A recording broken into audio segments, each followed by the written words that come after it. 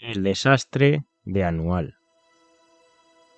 Pasado mañana se cumplen ya 104 años del conocido como desastre de Anual, cuando entre 8.000 y 11.000 soldados españoles, depende de la fuente consultada, perdieron la vida a manos de los rifeños comandados por Abdelkrim. A estas bajas habría que sumar las de unos 3.000 soldados indígenas que, al contrario que la mayoría de sus hermanos, se mantuvieron fieles a España, pagando con su vida esta lealtad. Como vimos en el anterior episodio sobre la resistencia de Igueriben, necesitaríamos muchas horas para analizar en profundidad los motivos de este desastre. Mucho se ha escrito sobre ellos. Una incursión demasiado profunda, sin tener en cuenta las bases de suministros, la dudosa fidelidad de muchas cábilas y jarcas, comprada a base de dinero y que se esfumó en cuanto se complicaron las cosas, y tampoco ayudó el excesivo número de posiciones y el aislamiento que sufrían entre ellas. Además de todos estos factores, el hecho de que el verano de 1921 fuera el más caluroso del siglo tampoco ayudó.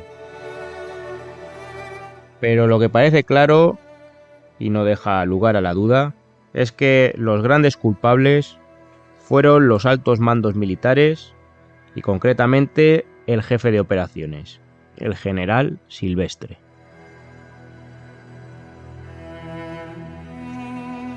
El día clave en que se inicia el desastre es el 22 de julio, cuando, tras 5 días de heroica resistencia, cae la posición de Igueriben, como narramos en el pasado episodio. Esta posición resguardaba por el sur el campamento de Anual, donde en ese momento se encontraban 3.000 soldados españoles y unos 2.000 soldados indígenas. Abdelkrim lo asalta con 18.000 hombres. En los últimos días había ganado muchos efectivos gracias a sus victorias sobre otras posiciones menores, lo cual había hecho que muchos rifeños al servicio de los españoles se pasaran a sus filas, así como jarcas que habían estado indecisas hasta ese momento. Pues, como le dijo un líder al general Silvestre, un líder de una de estas cábilas, cábila abandonada, cábila sublevada. Y muchos, viendo el éxito del Abdelkrim y el abandono que sufrían por parte de los españoles, no dudaron en pasarse al bando vencedor, que además era el de sus hermanos de tierra. Pese a que Silvestre tenía suministros para resistir 4 días, y que Berenguer, su superior y alto comisario de Marruecos, le había prometido refuerzos, tras una tensa reunión con sus mandos más altos, decide abandonar Anual. La intención era replegarse de manera ordenada hacia las posiciones de Dar Drius y Ben Tieb, ambas con facilidad para el abastecimiento. Pero todo empieza a torcerse desde el principio. En la retirada, las tropas españolas reciben desde el principio disparos de múltiples posiciones y muchos oficiales no hacen honor a su posición y se dan a la fuga. Se narran muchos casos de oficiales que se quitaban las guerreras o directamente se arrancaban sus divisas, para no ser las piezas más buscadas por los tiradores rifeños. La situación en Anual, sin un mando claro, es una auténtica locura, con hombres huyendo en todas direcciones hacia la desesperada.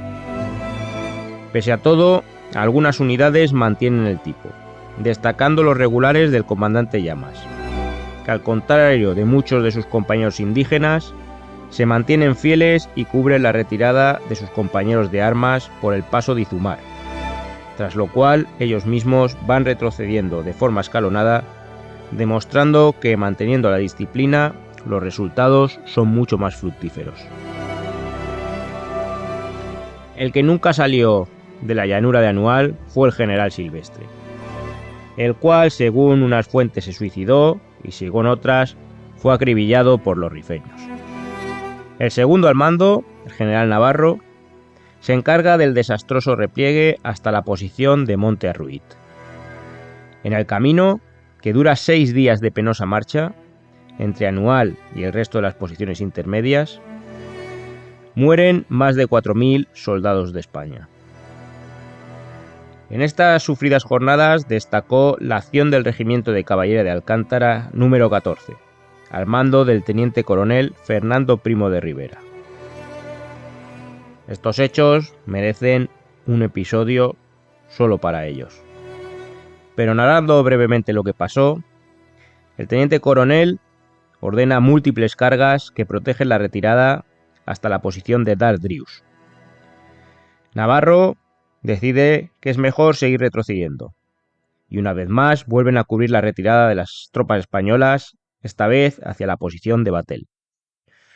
Fueron tantas las cargas y tan violento el combate que para cubrir el cruce del río Igán, la falta de caballos con vida hizo que los jinetes de la Alcántara tuvieran que acabar por hacer cargas a pie. Meses después, en el lecho de este río Igán, se siguen encontrando restos de jinetes y caballos, mezclados en la refriega. El propio Primo de Rivera, hermano del futuro dictador y tío del fundador de la Falange, alentó siempre a sus hombres, contrastando su actitud con la de muchos otros oficiales. Esto lo sigue haciendo después, de forma ejemplar y activa en la defensa de Monte Arruit, pese a estar gravemente herido. Y fue la granguena en esta herida la que le acaba por arrancar la vida y le lleva a reunirse con los 471 hombres de su regimiento, de un total de 691 que habían caído en la defensa de la retirada. El 29 de julio es cuando llega el general Navarro con el resto de supervivientes a Monte Arruit. Era esta una buena posición para la defensa, motivo por el cual, junto a la falta de esperanza de refuerzos, había preferido retroceder a esta posición desde Dardrius. Pero por contra, Monte Arruit tenía un muy difícil abastecimiento. Este se va a hacer mediante aviones que les lanzaban bloques de hielo para hidratarse, municiones y otras provisiones, aunque muchas veces el tener que volar a una altura considerable para no ser alcanzados por el enemigo hacen que estos paquetes caigan en zona enemiga en lugar de dentro del campamento. Las cosas se van complicando cuando van cayendo otras posiciones cercanas, siendo clave la rendición de Nador el 2 de agosto, única guarnición a la que realmente le fue respetada la vida por los rifeños. También les afecta la caída de Celuán, que tras pactar la rendición el 3 de agosto, los hombres de Aldelcrín, como era costumbre, no respetan el pacto y pasan a cuchillo a todos sus hombres. Peor fue el final en este caso para los oficiales, que fueron quemados vivos. Navarro podría haber seguido retrocediendo hasta Melilla, pero el no querer dejar al gran número de heridos allí abandonados hace que permanezca en la posición, algo que le honra. Visto lo complicado de la situación, su superior en Melilla, general Berenguer, le autoriza a pactar la rendición.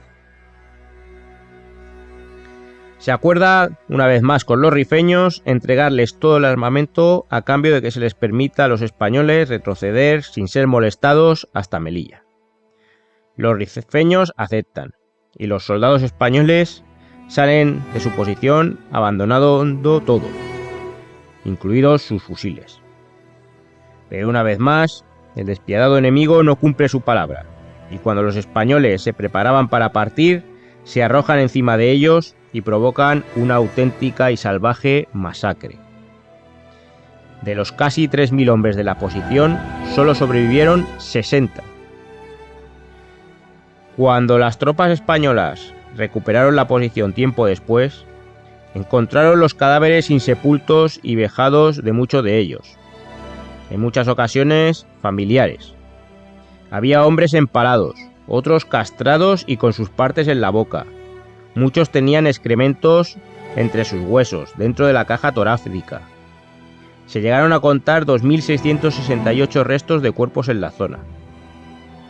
Una barbarie la que vieron estos españoles, que no dejarán atrás, y cumplieron venganza contra pueblos rifeños de la zona. Tiempo después, cuando se investiga la causa de este desastre, el famoso general Picasso escribió en su expediente que habían muerto 10.973 españoles y 2.390 soldados indígenas, aunque posteriormente otros autores han reducido algo la cifra. Además, se perdieron más de 20.000 fusiles, 400 ametralladoras, 129 cañones y gran cantidad de munición y otro material militar.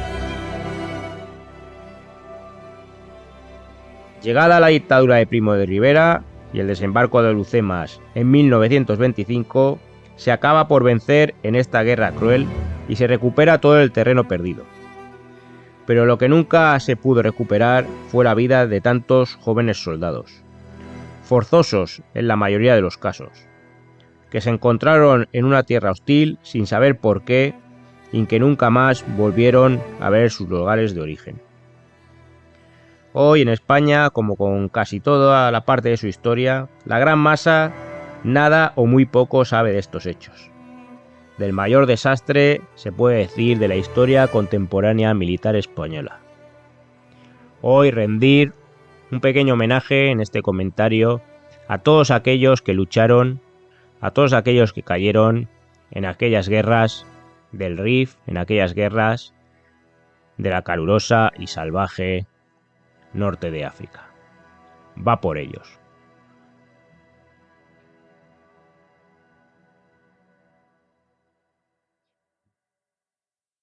Hispano compatriota, únete a mis legiones. Suscríbete a Gladio Hispano.